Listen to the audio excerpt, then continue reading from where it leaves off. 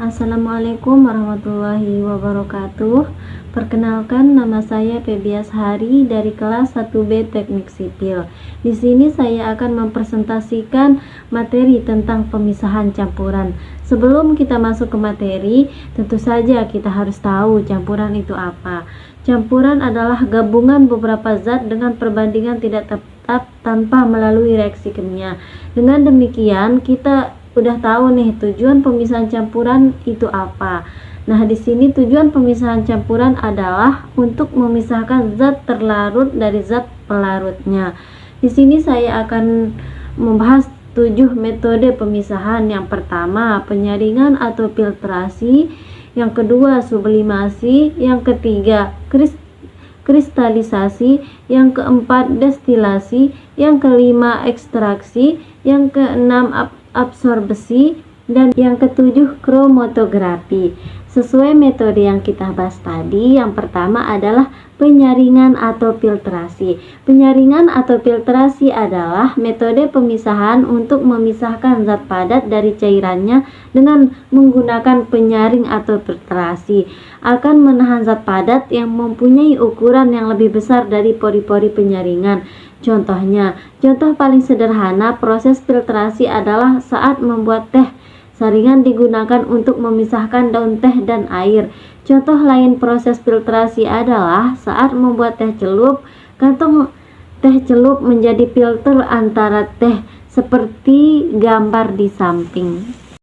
Yang kedua adalah sublimasi. Sublimasi adalah metode pemisahan campuran dengan menguapkan zat padat tanpa melalui fase cair terlebih dahulu, sehingga kotoran yang tidak menyublim akan tertinggal. Bahan-bahan untuk menggunakan metode ini adalah dengan menggunakan bahan yang lebih mudah untuk menyublim seperti kamper dan aikot. Contoh seperti gambar di bawah ini. Yang ketiga adalah kristalisasi. Kristalisasi adalah metode pemisahan untuk memperoleh zat padat yang terlarut dalam kelarutan bahan dalam suatu pelarut dalam titik beku. Contoh pada gambar di samping. Kristalisasi penguapan dilakukan jika zat yang akan dipisahkan tahan terhadap panas dan titik bekunya lebih tinggi daripada titik didih pelarutnya. Destilasi. Destilasi adalah metode pemisahan untuk memperoleh suatu bahan yang berwujud cair yang terkategori oleh zat padat atau bahan lainnya yang memiliki titik didih yang berbeda. Dasar pemisahan ini adalah titik didih yang berbeda antara kedua jenis zat yang terlarut. Contohnya ada pada gambar di bawah ini. Adapun metode yang kelima yaitu ekstraksi. Ekstraksi merupakan proses pemisahan bahan dari campurannya dengan menggunakan pelarut yang sesuai.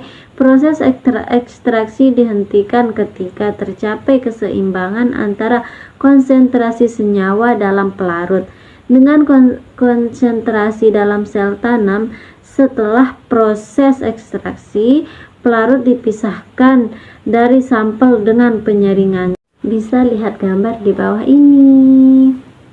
Yang keenam adalah absorbsi. Absorbsi adalah metode pemisahan untuk membersihkan suatu bahan dari pengantarnya dengan cara penarikan secara kuat sehingga menempel pada permukaan bahan pengabsorbsi.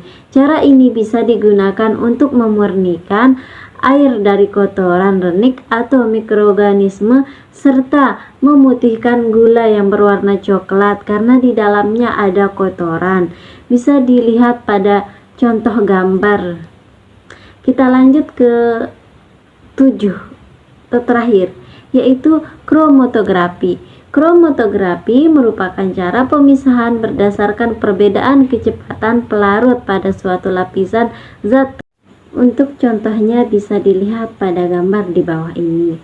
Oke, itulah materi singkat tentang pemisahan campuran yang bisa saya sampaikan. Terima kasih, jangan lupa di like and subscribe. Bye bye.